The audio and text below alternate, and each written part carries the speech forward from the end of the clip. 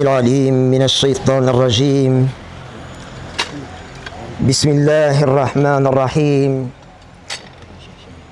الصلاة والسلام على أشرف المرسلين والعاقبة للمتقين ولا عدوان إلا على الظالمين. الحمد لله المتوحد بالجلال بكمال الجمال تعظيما وتكبيرا، المتفرد بتصريف الأهوال على التفصيل والإجمال تقديرا وتدبيرا، المتعالي بعظمته ومجده الذي نزل الفرقان على عبده ليكون للعالمين نذيرا. Les louanges, toutes les louanges sont à Allah, clément, miséricordieux, plein de majesté et de munificence. J'atteste qu'il n'y a de Dieu qu'Allah, un sans associé, en dehors de qui aucune autre divinité ne saurait prévaloir sur la terre ni dans les cieux. Il est l'omniscient, l'omnipotent par essence et par excellence. Et j'atteste que notre bien-aimé, Al-Habib al-Mustafa, notre loyal et d'une de foi, As-Sadiq al-Amin, Muhammad sallallahu alayhi wa sallam, est son serviteur et son messager, le meilleur des messagers, venu avec le meilleur des messages pour la meilleure des communautés. Que la paix et les bénédictions d'Allah soient sur toi, Ya Rasulallah, sur ta famille, sur tes compagnons. Paix et salut de tous les instants jusqu'au jour de la résurrection. Que la paix et les bénédictions d'Allah soient sur Noé, qu'elles soient sur Abraham, qu'elles soient sur Moïse, qu'elles soient sur Jésus, qu'elles se répandent, Ya Allah, sur tous les prophètes et messagers qui se sont succédés à travers les âges, Ya Rabbal Alamin. Que la paix, la grâce, les bénédictions, la miséricorde, ainsi que l'assistance et la protection d'Allah soient sur nous, qu'elles soient sur cette assemblée, sur celles et ceux qui y sont, qu'elles soient sur nos familles respectives, qu'elles soient sur le Niger, ses dirigeants et son peuple, qu'elles se répandent sur toute la Ummah, au-delà sur l'univers tout entier, sur l'humanité tout entière. Que ces prières, le tahajjud, plus communément appelé Qiyamul Layl, dans la perspective de la rencontre avec Laylatul Qadr, qui nous réunissent en ce moment dans l'une des maisons qu'Allah a demandé d'édifier afin que son nom soit glorifié, que ce mois béni de Ramadan, que le jeûne qui l'accompagne, ainsi que toutes nos bonnes œuvres, témoigne pour nous, Ya Allah, le jour où les enfants, les richesses, les pouvoirs, les alliances et relations ne seront plus d'aucun secours et que seuls seront sauvés devant ta face, ceux qui t'auront rencontré avec un cœur saint, que nous soyons de ceux-là, Ya Rabbal Alamin. Mois béni de Ramadan. 11 mois, nous avons attendu, par la grâce d'Allah, cet invité de marque, cet hôte prestigieux, et il est là, et il est sur le point de prendre congé de nous. Telle est la logique dans laquelle Allah a inscrit tout ce qui est, c'est vers la mort qu'évolue tout ce qui est capable de croissance. 11 mois durant, dis-je, 11 mois qui s'apparentent à 5 ou à 6. Nous devrons prendre conscience dans la rapidité du passage d'un Ramadan à un autre, l'accélération de notre passage de ce monde à l'autre, de la vie à trépas, de sur la terre à sous la terre. Pour ce voyage ultime, pour lequel nous avons tous et chacun déjà un billet aller simple. Qu'Allah fasse que de nos œuvres les meilleures soient les dernières, de notre vie le meilleur soit sa fin, de nos jours le meilleur soit ce jour-là où nous aurons à croiser le regard avec sa face resplendissante, auréolée de majesté et de gloire. D'un Ramadan à un autre, combien de personnes qui nous sont si chères, au nombre d'ailleurs de celles qui ont passé, qui ont partagé, j'allais dire, les délices de Ramadan avec nous ne sont plus de ce monde. Qu'Allah les accueille dans sa sainte miséricorde. Combien de celles-là et de ceux-là qui avaient commencé le Ramadan avec nous sont aujourd'hui sous terre. Qu'Allah les accueille dans sa sainte miséricorde. Combien sommes-nous, combien serons-nous à voir finir ce mois? Allahu A'lam, seul Allah le sait. Mais notre prière est qu'Allah nous permette non seulement de finir ce mois, et que ce Ramadan ne soit pas le dernier, ya Rabbal Alamin. Il est plein de miséricorde.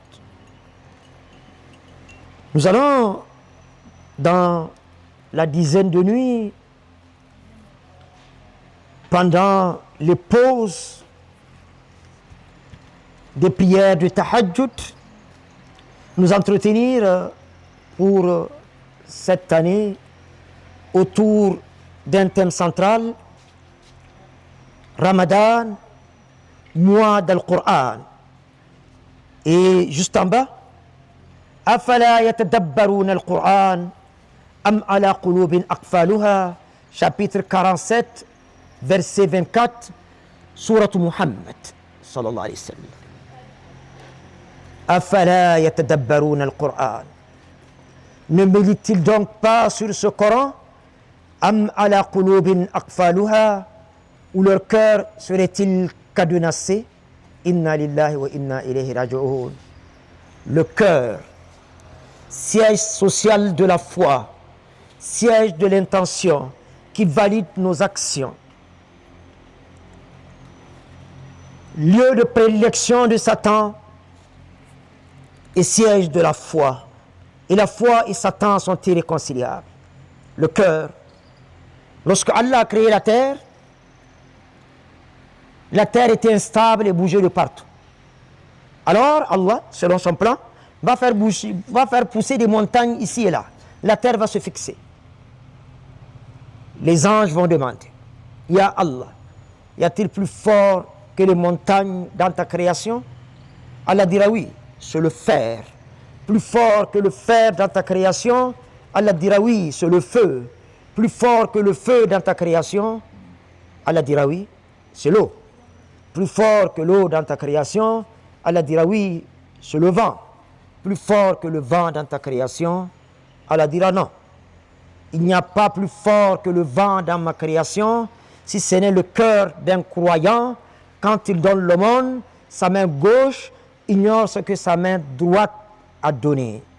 Plus fort que les montagnes, plus fort que le fer, plus fort que le feu, plus fort que l'eau, plus fort que les vents, et le cœur d'un croyant, quand il est habité par la foi, par la piété, par la taqwa, par la crainte révérentielle d'Allah. Tout simplement, le messager nous a prévenu, sallallahu alayhi wa sallam, qu'il y a un morceau de chair dans le corps, qui quand il est pur, tout le corps l'est aussi, et quand il se putréfie, tout le corps va avec. Ala wa huwa al-qalb, n'est-ce pas, le cœur, a-t-il conclu. J'aimerais, Inch'Allah ta'ala, avec vous, remonter le temps. Le Coran à l'honneur et tout ça fait normal. Nous sommes au mois béni de Ramadan, le mois du Coran. Et c'est le Coran qui nous réunit en ce moment ici. Message glorieux et éternel. Référentiel cardinal. Verbe miracle. Verbe éternel. Qui résistera au temps et aux événements jusqu'à la fin des temps. Inaccessible à l'horreur, d'où qu'elle vienne et de qui elle émane. Une révélation du Seigneur éminemment sage et digne de louange. Mois de Ramadan, mois de la révélation du Coran. Mois de Ramadan, Seigneur de tous les mois. Révélation du Coran, Laylatul Qadr, plus de 83 ans et 4 mois. Meilleur des messages. À travers le meilleur des messagers. Pour la meilleure des communautés que nous sommes, tel qu'il est fait mention au chapitre 3, verset 110, Surat Ali Imran, lorsque Allah dit Kuntum khayra ummatin ukhrijat linnas, vous êtes la meilleure des nations, la meilleure des communautés, la meilleure des ummas, que la terre est portée et portera jusqu'au jour de la résurrection. Vous ordonnez le convenable, vous interdisez le blâmable et vous croyez en Allah.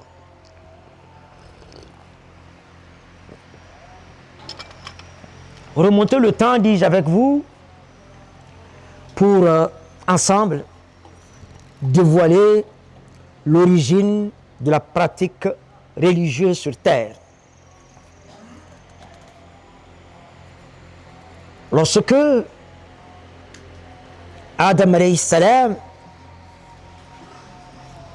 a été créé, retenez au passage que Allah a créé toutes choses par une formule de sa puissance. Kun fayakun. Soit et la chose l'est. Exception faite de notre père Adam alayhi salam. Si Allah l'avait voulu, kun, Adam serait devant lui.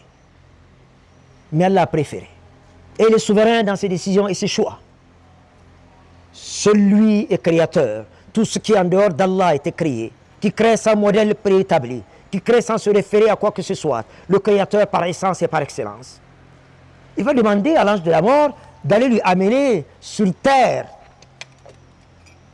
toutes sortes de terres, de toutes les couleurs et de tous les goûts, et de l'eau de toutes les couleurs et de tous les goûts. Composter l'argile et créer Adam de ses mains, étant entendu qu'elle ne ressemble à aucune de ses créatures. La terre, nous ne sommes que terre, raison pour laquelle, quand on meurt, on nous enterre.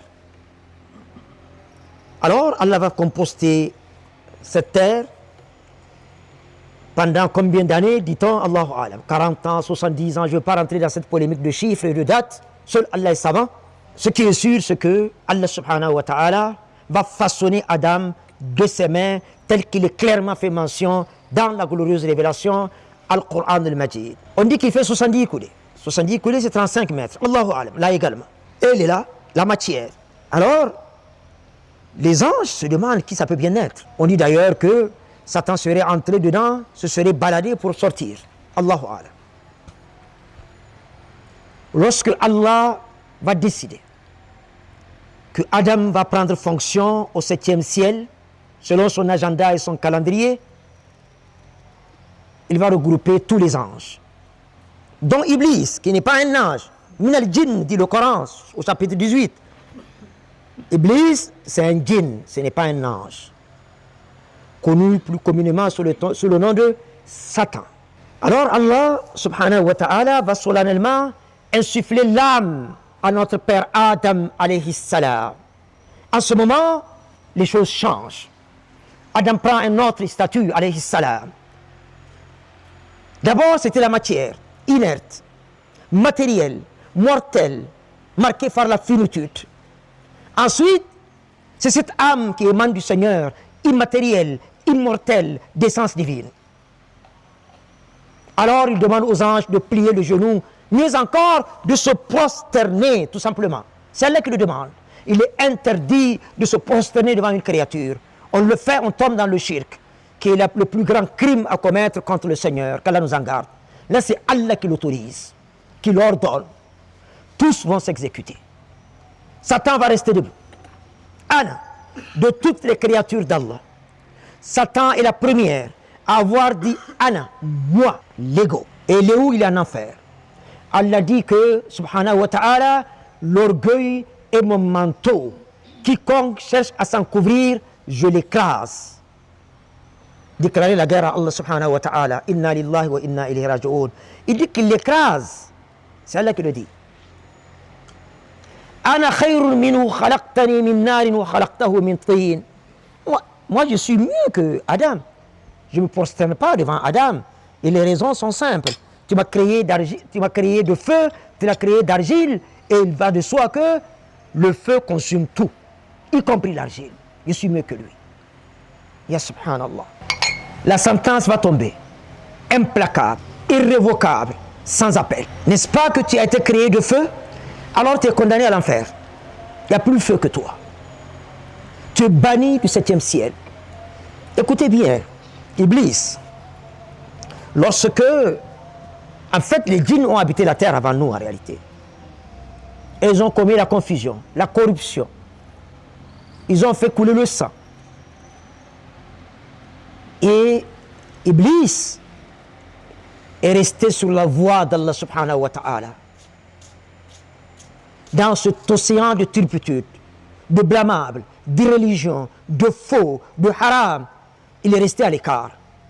Et finalement, il a invoqué son Seigneur l'a extirpé et l'a amené au 7e ciel pour l'honorer, mais Allah sait très bien comment ça va finir. Ya subhanallah. Et maintenant, les autres djinns ont été combattus et on les a expulsés dans les îles les plus éloignées. Alors, Iblis va occuper un rang tel que auprès de Dieu, subhanahu wa ta'ala, qu'il vient même peut-être avant les anges. Et finalement, c'est ça qui va le faire tomber dans le piège de la suffisance. Il sera condamné à l'enfer, en un mot comme en mille.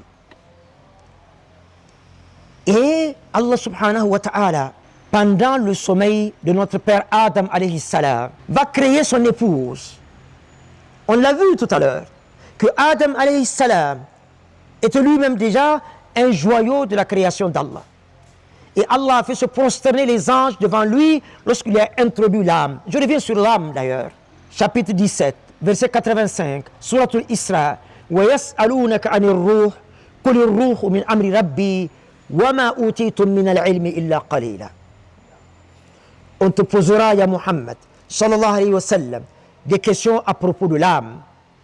Réponds-leur que l'âme relève de l'ordre exclusif de ton Seigneur et qu'en matière de science, Allah dit de nous avoir donné que très peu.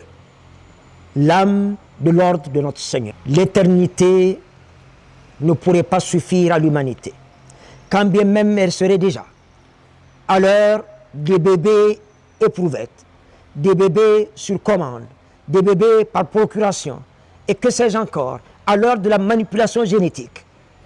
À un moment où l'homme est devenu pratiquement transparent devant les yeux de la médecine, grâce à la télémédecine, par rapport à l'âme, c'est un non absolu. Allah a dit que ce n'est pas possible de traquer l'âme dans le corps humain, et ce n'est pas faute d'avoir essayé. Dans des laboratoires hyper élaborés, hyper sophistiqués, alors on a voulu traquer l'âme, faisant fi de ce verset du Coran. Traquer l'âme. On a placé, eh bien, un ballon, des électrodes hypersensibles, un écran, et puis là, on a voulu traquer l'âme, voir l'âme. À un moment, l'âme n'est ni dans le corps, ni sur l'écran, ni ailleurs. L'âme s'est élevée vers son créateur et le corps est bon pour le cimetière. Maintenant, je reviens à la création de notre mère Hawa, alayhi salam. Pendant son sommeil, elle avait retiré une côte de Adam, qui est déjà un joyau de sa création, une côte du côté gauche, qui est le cœur, qui est amour, qui est tendresse, qui est attention, qui est affection, qui est soin, pour créer son épouse. C'est pourquoi le messager dit, sallallahu alayhi wa sallam, que la femme a été créée dans la beauté, dans les parures, dans les caprices. Alors nous devrons les supporter telles qu'elles sont. Elles sont courbes, elles le resteront telles, peu importe nos efforts. Et pourtant, le messager a dit, sallallahu alayhi wa sallam, que les plus accomplis dans la foi, parmi les croyants, sont ceux qui ont un bon comportement. Et les meilleurs de ceux-là sont ceux qui se comportent le mieux auprès de leurs épouses. Et j'en suis le premier, signé le messager d'Allah sallallahu alayhi wa sallam. Adam se réveille, alayhi salam. Il voit une femme, alors qu'il croyait tout avoir dans le paradis. Pour avoir une idée du paradis, vous le savez déjà, c'est un rappel. La terre, notre chère terre, de Adam alayhi salam jusqu'à la fin des temps, et tout ce qu'elle pourrait contenir, regroupé en un seul lieu, en même temps, devant le paradis, n'équivaut même pas au poids de l'aile d'un moustique. La terre, notre chère terre, de Adam alayhi salam jusqu'à la fin des temps, et tout ce qu'elle pourrait contenir, regroupé en un seul lieu, en même temps, n'équivaut même pas, aucune équivalence n'est possible entre ce qui est sur terre et ce qui est au paradis, où tout est marqué par le sceau de l'éternité. Tout ce qui est sur terre est éphémère, même pas au poids de l'aile d'un moustique. Et le messager d'Allah sallallahu alayhi wa sallam continue en disant que ça aurait été le cas, ceux qui ne sont pas sur la voie de Dieu n'auraient pas trouvé une seule bouchée d'aliments pour apaiser leur faim, une seule gorgée de boisson pour étancher leur soif. La terre, c'est 3 fois rien. Allah a créé la terre pour nous, mais nous-mêmes sommes destinés pour l'au-delà. Il n'est pas question de sacrifier son paradis sur l'autel des biens éphémères de ce monde. Alors, notre père Adam alayhi salam demande à son Seigneur, qui est-ce? Le Seigneur lui dit que c'est Hawa. Hawa qui veut dire, selon les ulémas, et Allah est le plus savant, elle a été créée à partir d'un être vivant. C'est pourquoi Allah lui a donné le nom de Hawa. Alors, Adam demande, alayhi salam, et pourquoi tu l'as créée? Parce que quand même, c'est le paradis. Alors, Allah lui dira, subhanahu wa ta'ala, pour que tu accèdes à la sakina. La sakina, c'est la paix dans toute l'acception du mot. Quoi qu'on dise et quoi qu'on soutienne, les femmes, nos épouses, c'est là que se trouve la paix. Un jeune homme s'est présenté au messager d'Allah sallallahu alayhi wa sallam, du nom de Oukaf. Le messager lui dit, es-tu marié? Il dit non. Es-tu bien portant? Je le suis par la grâce d'Allah. As-tu le moyen? Je suis extrêmement riche. Alors le messager lui dit, tu fais partie des frères de Satan. Alors tout de suite, il dit à Rasulallah, sallallahu alayhi wa sallam, trouve-moi une épouse, pour peu qu'elle m'accepte comme mari. J'aimerais qu'on attache le mariage à l'instant, ce qui fut fait, séance tenante. Et regardez un peu, le messager d'Allah sallallahu alayhi wa sallam, quand il a quitté la grotte de Hira, en cette nuit de Qadr, quand Allah a décidé de s'adresser pour la dernière fois à l'humanité à travers le Coran, les 5 premiers versets ont été révélés dans la grotte de Hira. Il a pris peur et il est rentré précipitamment à la Mecque. Il aurait pu aller chez son oncle Abu Talib, qui fait partie des maîtres de la décision à la Mecque. Il aurait pu aller chez son oncle Al-Abbas, qui fait partie des maîtres de la fortune de la Mecque. Il aurait pu aller chez sa tante Safiya bint Abdul Muttalib. Pourquoi pas? Il est allé se blottir dans le giron de Khadija bint Khuwaylid radiallahu anha, mère des croyants. Zammilouni, zammilouni, couvrez-moi, couvrez-moi. Il est là. Alors Khadija demande, Ya Abul Qasim, qu'est-ce qui se passe? Au père de Qasim, qu'est-ce qui ne va pas? Alors, au messager d'Allah sallallahu alayhi wa sallam, de rapporter, de relater ce qu'il a vécu dans la grotte de Hira, qui lui a valu de rentrer précipitamment, d'interrompre sa retraite spirituelle. Regardez, s'il vous plaît. Le messager d'Allah sallallahu alayhi wa sallam dit que j'ai été éduqué par mon Seigneur et il l'a fait de la plus belle des manières. Pendant que la Mecque est en train d'adorer 360 idoles autour et dans la Kaaba, lui il se retire de la ville pour aller dans la grotte de Hira, en retraite spirituelle. Et c'est dans ces conditions que la révélation va tomber. Khadija lui dira, radiallahu anha, non, ya Abul Qasim, il faut te calmer. Je ne pense pas que ça puisse être un démon. Tu es bon, tu es loyal, tu es véridique, au point où tu as été surnommé par tes contemporains, As-Sadiq le véridique, Al-Amin le digne de confiance. Allah ne va pas te laisser à la merci d'un démon. Tu ouvres ta porte aux étrangers de passage, tu voles au secours des opprimés. Quand il s'agit du bien, tu es le premier. Quand il s'agit du mal, tu es absent. Allah ne va pas te laisser à la merci d'un démon. Attends, je vais aller voir mon cousin Waraqa bin Nawfal, qui a lu la Torah et l'Évangile. Il pourra nous dire peut-être de quoi ça retourne. Selon une variante, ils seraient partis ensemble. Selon une autre, ils seraient partis seuls. Quand Waraqa a appris ce qui s'est passé, aveugle, avancé dans l'âge, son visage s'est illuminé. Wa Rabbil Kaaba, par le Seigneur de la Kaaba. Révélation a commencé. Le Coran est en train d'être révélé. Le meilleur des messages. Ton mari est le meilleur des messagers. La communauté là est la meilleure des communautés. Si seulement je pourrais encore être en vie lorsqu'il sera chassé de la Mecque. Il est précisé dans la Torah que Muhammad sallallahu alayhi wa sallam sera chassé de la Mecque. Quand le soleil apparaît, une main ne saurait le cacher. Mais malgré tout, Muhammad sallallahu alayhi wa sallam, il faut le dire, n'était pas à l'aise. Alors, Khadija lui dira, radiallahu anha, si tu vois ce que tu dis voir, préviens-moi. Préviens-moi. Je pèse mes mots. Je ne sais pas si c'est la même nuit, une autre nuit, je n'en sais rien. L'ange Jibril revient. Alayhi salam. Bismillah ar-Rahman ar-Rahim. Ya ayyuhal muddathir qum fa'anzir. Ô toi qui es blotti dans tes couvertures, lève-toi et avertis. Alors, n'est-ce pas que Khadija a demandé d'être avertie, d'être prévenue? Si d'aventure cette créature réapparaît, alors le messager dira, sallallahu alayhi wa sallam, elle est là. Khadija se découvre un peu. Elle est là, elle est encore là, un peu plus. Toujours là, elle est là, un peu plus. Ah, elle est partie. Alors Khadija dira à son messager de Marie, notre bien-aimé Muhammad sallallahu alayhi wa sallam, ce n'est pas un démon, tranquillise-toi. Un démon n'aurait pas quitté cette chambre parce que moi, Khadija, suis en intimité avec mon mari. C'est un ange. Justement, tout à l'heure, j'avais coupé. Waraqa dira à Khadija, va rassurer ton mari que c'est le Namous, c'est l'ange de la révélation qui est apparu à Abraham, à Moïse et à Jésus, qui se tranquillise. C'est en ce moment et en ce moment seulement, lorsque l'ange viendra avec le deuxième paquet de versets, que Khadija va faire ce qu'elle a eu à faire, que Muhammad sallallahu alayhi wa sallam va accepter qu'il est messager de Dieu.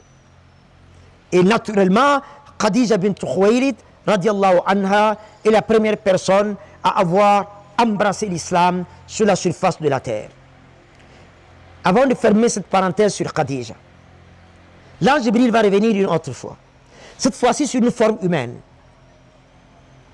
Et là, pas avec une révélation coranique, au-delà de sept cieux, mandaté par le maître de l'univers pour présenter le salam de la part du maître de l'univers à Khadija bint Khuwaylid, rien que pour ça, au-delà de sept cieux. Alors, l'ange Jibril parle au messager d'Allah sallallahu alayhi wa sallam. Khadija est à côté, radiallahu anha.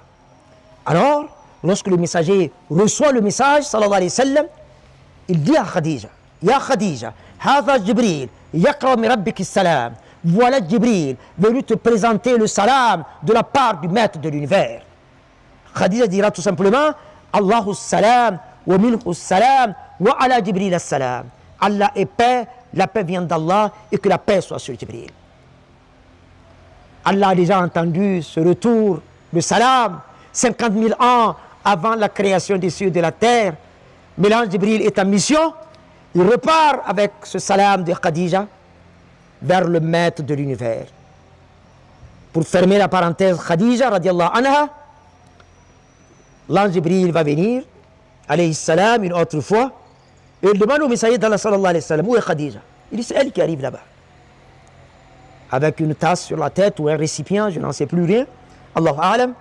Et alors, l'ange Jibril dira, quand elle arrivera à toi, dis-lui que Allah l'informe qu'il a prévu pour elle une maison de perles au centre du paradis où il n'y a ni vacarme, ni tumulte, ni vacarme.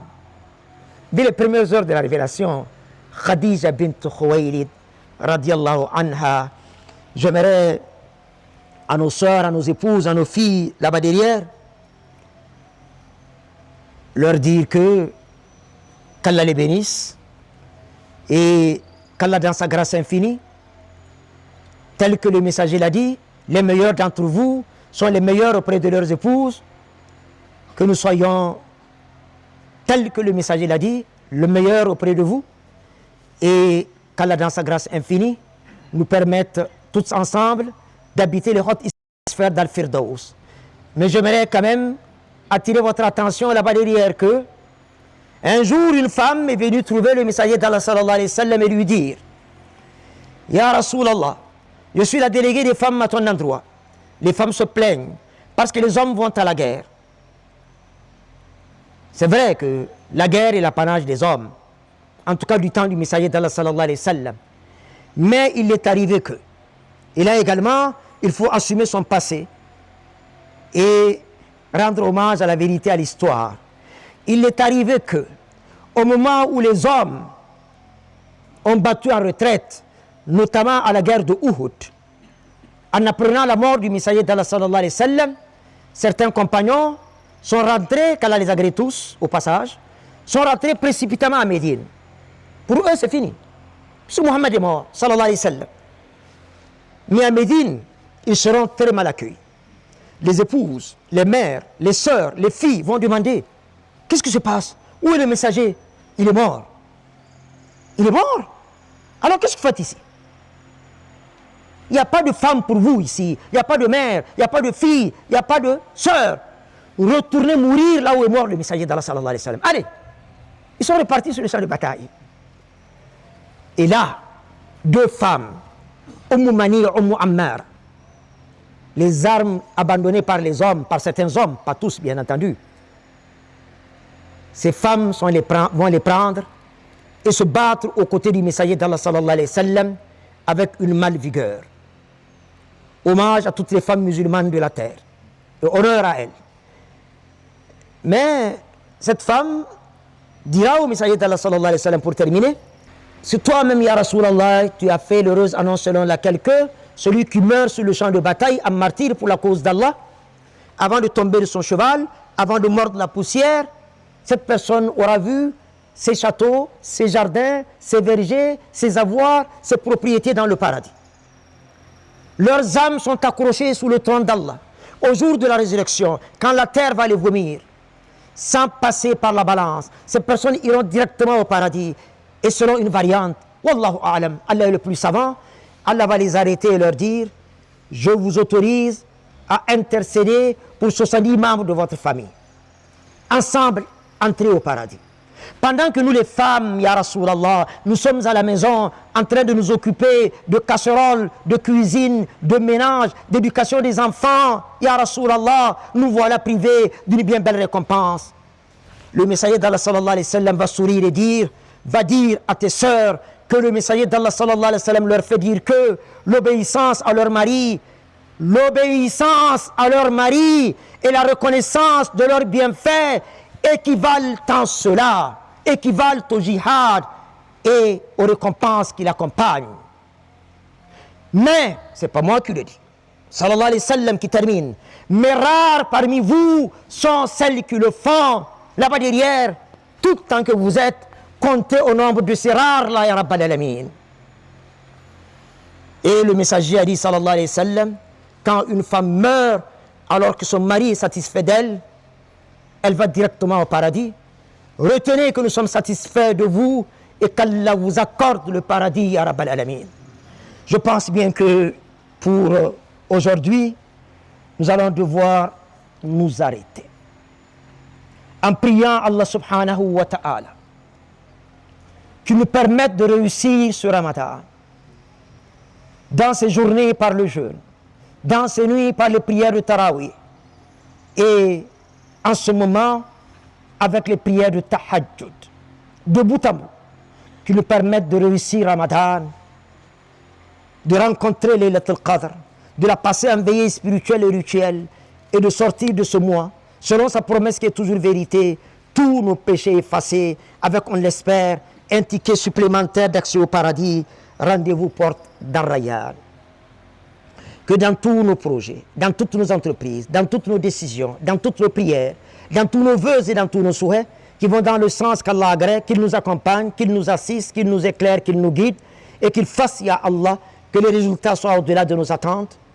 Prions, ici et ailleurs, à la Mecque comme au Niger, ici et partout en toutes circonstances, pour la paix, pour la sécurité, pour la prospérité, ici chez nous au Niger et partout à travers la terre, avec une mention spéciale pour nos forces de défense et de sécurité, que les armes se taisent en Palestine, que les armes se taisent en Iran, que les armes se taisent au Soudan. La guerre au Soudan a commencé le 19e jour d'un mois béni de Ramadan. Au moment où nous nous apprêtons à rentrer dans la dernière décade, c'est ce moment-là que les musulmans du Soudan ont choisi pour se livrer la guerre. Et cette guerre continue encore, qu'elle leur permette de taire les armes, aussi bien au Soudan qu'ici au Niger et partout à travers la terre, pas par les armes, mais par le verbe, par la sagesse, par la bonne exhortation, afin qu'ici et partout règne la paix, la cohésion sociale, la fraternité islamique, la parenté spirituelle, dans un monde qu'on espère uni, prospère et solidaire, que demain pour nous et pour tous soit meilleur. C'est des surprises, ya Allah, selon ta volonté, ton agenda, ton calendrier, qu'elle nous soit, qu'elle nous reste encore et toujours agréable. Assalamu alaikum wa rahmatullahi wa barakatuh.